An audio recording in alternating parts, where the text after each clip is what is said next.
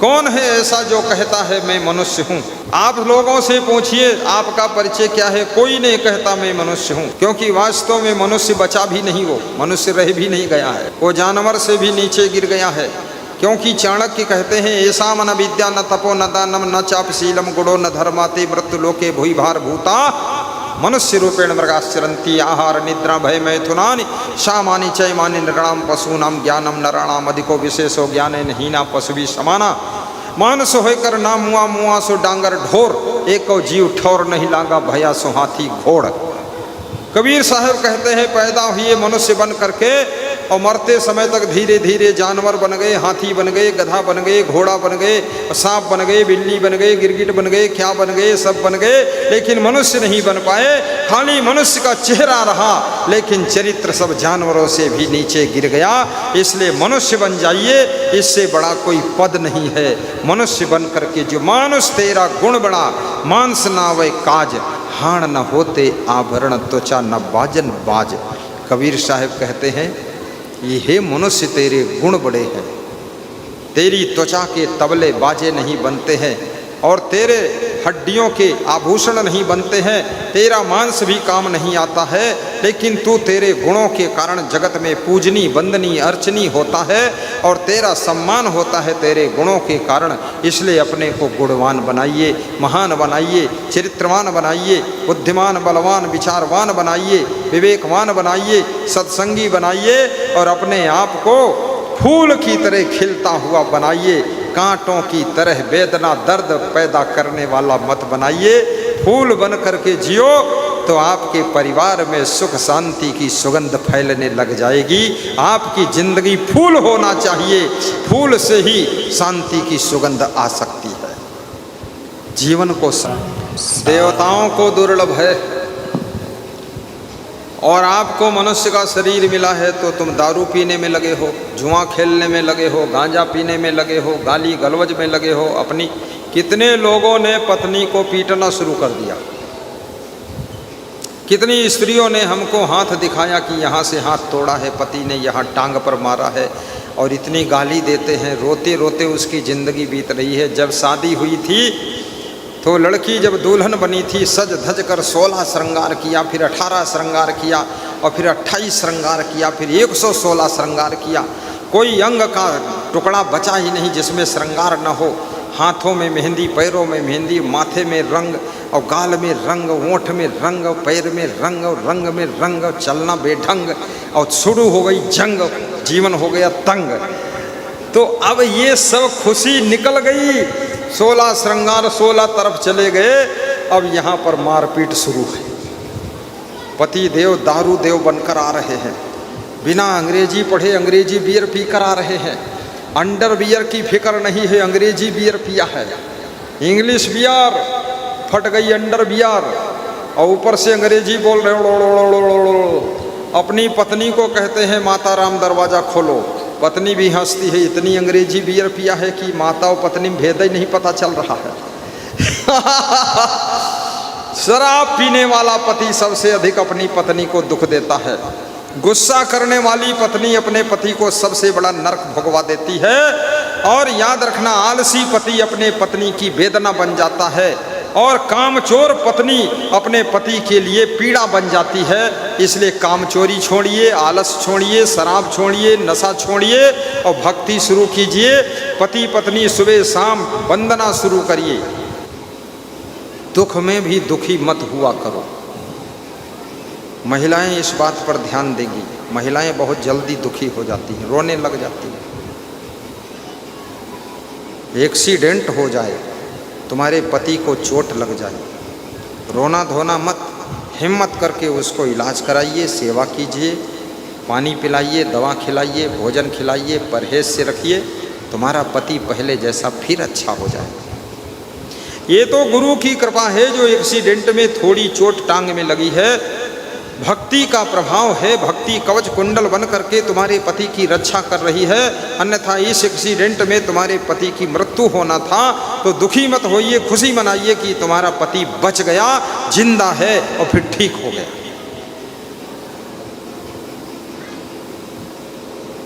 अधिक रोने से भी उम्र कम हो जाती है। शरीर का स्वास्थ्य खराब हो जाता है। साल में बस 2-3 बार रो लीजिए, कोई ज़्यादा ज़रूरत है, बाकी बहुत मत रोइए। सर्दी गर्मी बरसात 3 सीजन होती है ना, 3 बार रो सकते, बहुत रोना मत। मैंने कभी सुना ही नहीं कि भगवान कृष्ण कभी रोते थे, कभी पढ़ा ही नहीं मैंने कि भगवान राम भी बहुत रोते थे। कहीं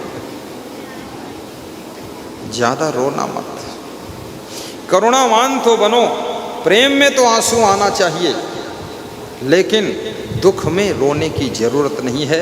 जब दुख आए तो अपने हृदय को मजबूत कर लीजिए, कड़ा कर लीजिए, बड़ा कर लीजिए, और जब सुख आए तो अपने हृदय को इतना कोमल कर लीजिए कि दूसरों को भी सुख बांटने की कोशिश कीजिए।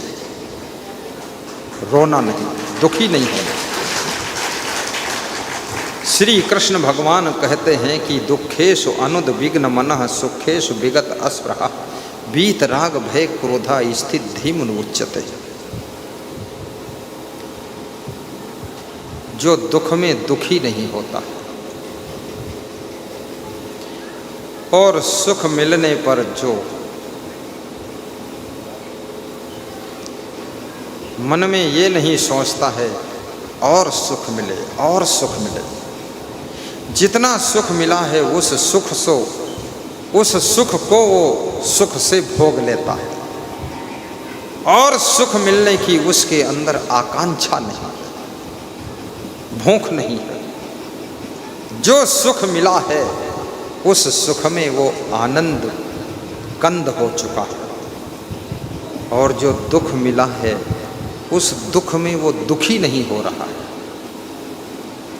दुख में दुखी ना होना ये बहुत बड़ी साधना के बाद में स्थिति प्राप्त होती है। दुख में दुखी ना होना।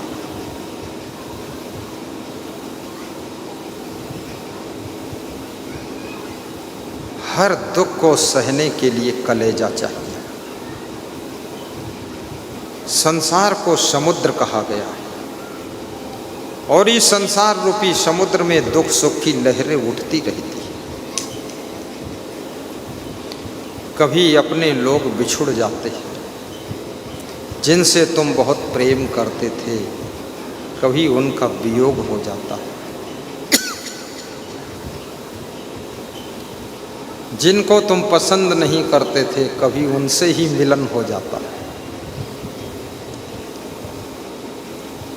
जिनका स्वभाव पसंद नहीं था उन्हीं के साथ काम मिल जाता है, बड़ा असमंजस पड़ता है।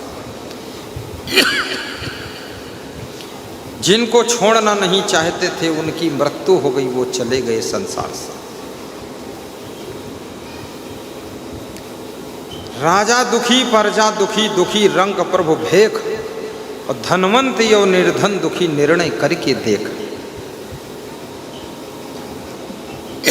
इंद्र दुखी, ब्रह्मा दुखी, दुखी विष्णु सब देव, और शिव से सादिक दुखित हैं, बिनु वैराग्य न भेव। इंद्र भी दुखी होते हैं, लेकिन तुम दुख में भी दुखी नहीं हो सकते हो यदि तुमको आत्मा का ज्ञान हो गया है। तुम शरीर नहीं हो, तुम अजर अमर अविनाशी आत्मा हो। आत्मा की कोई न जाति है न कोई मजहब है। ये आत्मा न हिंदू है, न मुसलमान है, न सिख है, न ईसाई है, न यहूदी है, न ब्राह्मण है, न क्षत्रिय है, न वैश्य है, न शूद्र है। और जो आत्मा मनुष्य के शरीर में है, स्त्री के शरीर में है, पुरुष के शरीर में है, वही आत्मा हाथी के शरीर में है, वही आत्मा घोड़े के शरीर में है, चींटी के शरीर में है। इसलिए कबीर जैसे महान संत को कहना पड़ा, जीव दया और आत्म पूजा, कहें कबीर धर्म नहीं दूजा। जीवों पर दया करो, आत्मा की पूजा करो, इससे बड़ा कोई धर्म नहीं। जो बकरी पत्ती खाती है, आदमी उस बकरी को खा जाता है, तो जो आदमी बकरी को खा जाता है उसका क्या हाल होगा? पत्ती खाने वाली बकरी को तो आदमी खाता है, और बकरी खाने वाले आदमी को फिर कौन खाएगा, क्या होगा। कबीर साहब बहुत मज़ेदार हैं। बकरी पाती खात है ताकि काढ़ी खाए, और जो नर बकरी खात है तिनका कौन हवाल। अंकुर भखै सो मानवा मांस भखै सो स्वान, जीव बधै सो काल है सदा नरक परमान। अंकुरण से उत्पन्न हुई चीज खाए वो मनुष्य है, मांस खाए वो कुत्ता है, पशु है, मांस भक्षी, और जीवों का वध करे वो काल है। इनके लिए नरक का प्रमाण है, नरक में जाएंगे। लेकिन मछली खाने वाले क्या कहते हैं, झौआ झौआ मछली खाए और लठ धरे बैकुंठ जाए। मछली खाने वाले दोहा बनाते हैं, कहते हैं झौआ झौआ मछली खाए, लाठी कंधे पर धरकर बैकुंठ को जाए, ठाठ से बैकुंठ जाइए।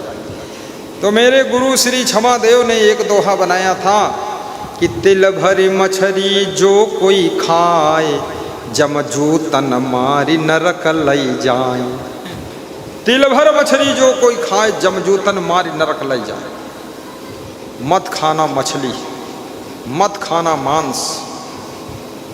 और कुरान शरीफ भी कहती है जीवों पर दया करो, रहम करो, बिस्मिल्लाह रहमाने रहीम।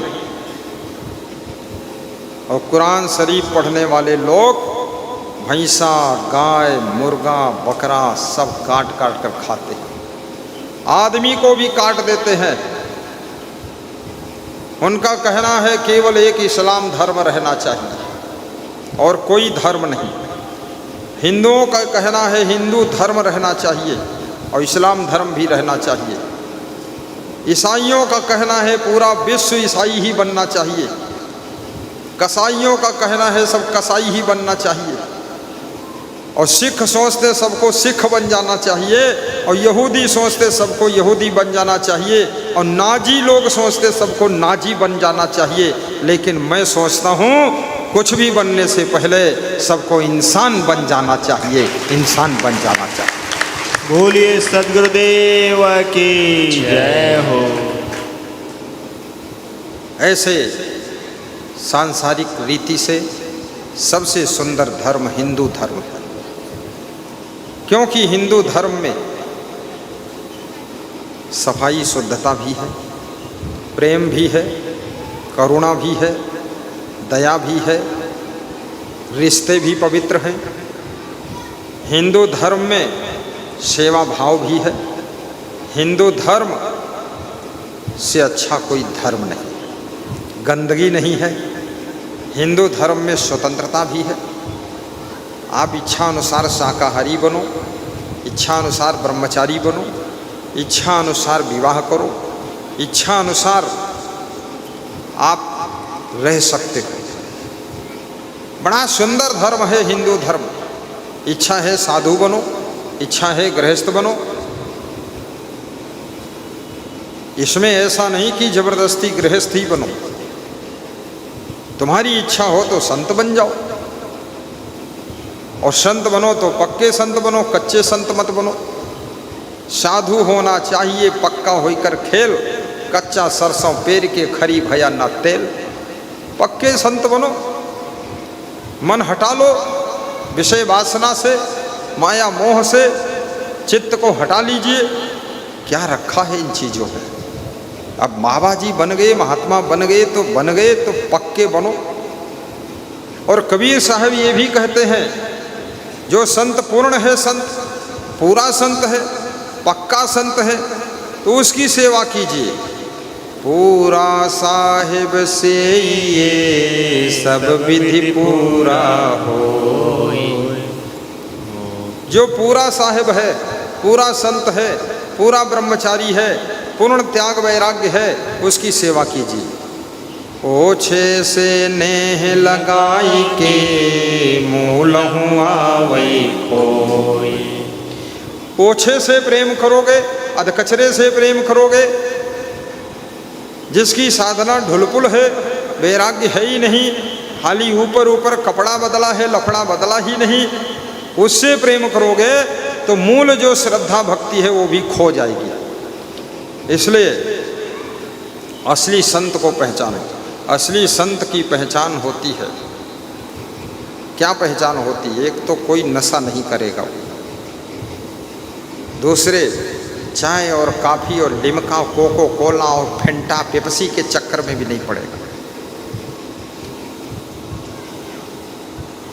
ऐसा नहीं कि पतीली चूल्हे पे हो जा सवार और मैं 17 चाय पीने के लिए हूँ तैयार। संत कोई नशा नहीं, बीड़ी भी नहीं पिएगा, तमाकू नहीं खाएगा। और जो सच्चा संत होगा वो संसार की विषय भोग भी नहीं करेगा, शुद्ध ब्रह्मचारी रहेगा, तेजस्वी तपस्वी होगा, लसड़ फसड़ काम नहीं होगा, नियम संयम कंप्लीट होगा, कैसे रहना चाहिए किसके साथ में इसका भी उसको ज्ञान होगा, अल्लम जल्लम काम नहीं होगा। ऐसा सच्चा संत ढूंढ लो जो वैराग्यवान भी हो, जितेंद्री भी हो, तपस्वी भी हो और साथ साथ में ज्ञानी भी हो, चरित्रवान भी हो, तुम्हें आत्मज्ञान भी करा दे। मिले कोई ऐसा संत फकीर जो पहुंचा दे भव दरिया के तीर। सच्चे गुरु को ढूंढ लो और गुरु मंत्र ले लो, गुरु की कंठी माला भी पहनो। एक चंदन की माला गुरु देता है, मैं देता हूँ। उस चंदन की माला को, असली चंदन की माला 37 साल के बाद ढूंढे मिली है। बनारस में आर्डर देकर बनवाता हूँ असली चंदन। 100 साल तक उसमें कुछ फर्क ही नहीं पड़ेगा। अभी तक नकली चंदन में चल रहे थे। इस दुकान से माला मिलेगी, ले लेना, असली चंदन की माला। और गुरु 10-10 माला ले लो, 5-5 माला ले लो और ले करके अपने घर के परिवार के सदस्यों को भी पहनाओ और खुद गुरु जी के हाथ से पहनो।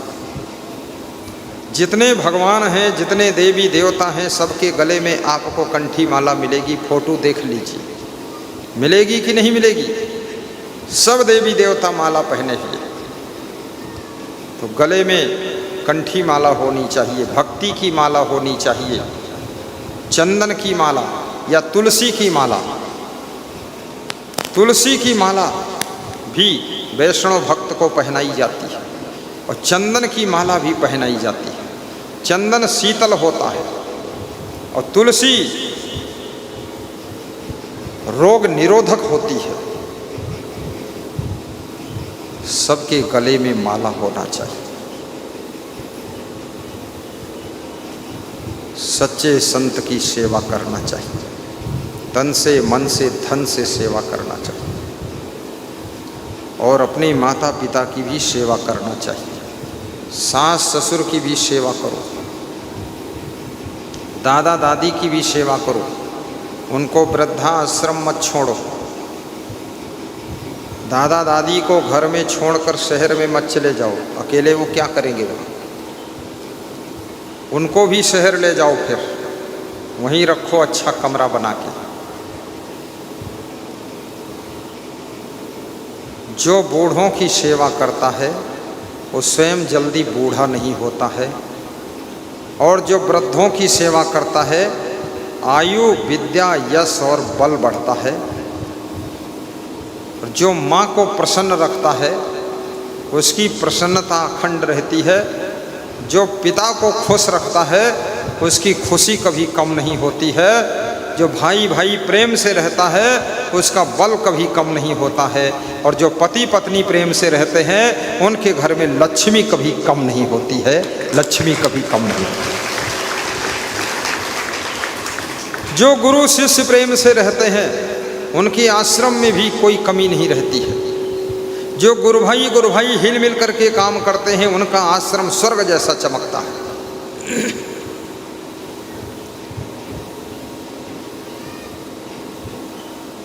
अपने भीतर छुपे हुए आत्मा रूपी परमात्मा को भी पहचानो। भगवान को बाहर मत ढूंढो, भगवान तुम्हारे अंदर ही छुप कर बैठा है। तेरा साईं तुझ में जाग सके तो जाग। माया मोह की नींद से जागोगे तब तुम्हारे भीतर छुपा हुआ साईं तुमको पता चलेगा। ज्यों तिल माही तेल है चकमक माही आग, तेरा साईं तुझ में जाग सके तो जाग। कस्तूरी कुंडल बसे मृग ढूंढे वन माही, ऐसे घट घट राम है दुनिया जाने नाय। हिंदू कहते हैं कण कण में राम है, मुसलमान कहते हैं जर्रे जर्रे में खुदा है। कहते हैं लेकिन मानते नहीं हैं। यदि कण कण में राम है तो बकरी मुर्गा में क्या राम नहीं है? वो तो कण से बड़ा कण है, उसमें तो तमाम कण है, फिर उसको मार कर कैसे खा पाओगे? और जर्रे जर्रे में खुदा है तो गाय भैंसा क्या खुदा से जुदा है? उसमें भी तो खुदा है। और गाय मार कर खाओगे तो खुदा को मार दोगे तुम तो खुदा की इबादत कैसे करोगे? क्योंकि खुदा को मार कर तो खा गए तुम। तो मस्जिद में जा कर के फिर अल्लाह लिल्लाहु लिल्लाह क्या करोगे? क्योंकि खुदा को तो खा कर बैठे हुए हो, बकरी बकरा खा कर बैठे हो, फिर कैसे तुम्हारी नमाज होगी? और कितना ही पूजा है, पाठ है, नमाज है, सबसे बड़ी बात है 2 मिनट का ध्यान कीजिए, प्रातः संध्या वंदन कर लीजिए, आरती पूजन कर लीजिए और सत्कर्म करिए। सत्कर्म से बड़ी कोई नमाज नहीं है और शुभ कर्म से बड़ी कोई पूजा नहीं।